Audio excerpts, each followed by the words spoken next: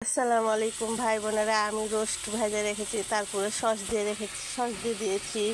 এই যে এখন আমি মশলা ভাজছি রোস্টের। এই যে এখন আমি রোস্টটা দিব।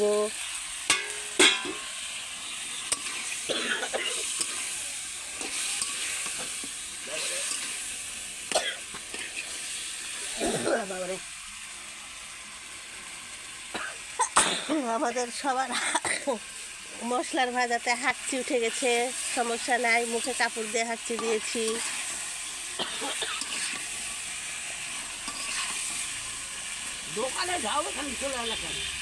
রান্না দেখছে, ভবিষ্যতে রান্না শিখে রাখবে।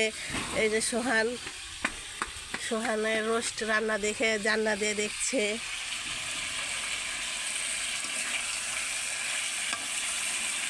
বড় মুরগি নিয়ে এসেছি, নিয়ে এসে বড় মুরগি দিয়ে রোস্ট বানাচ্ছি।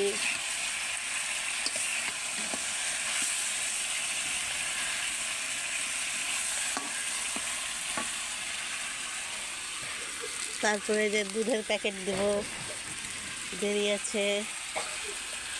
আল্লাহ হাফেজ।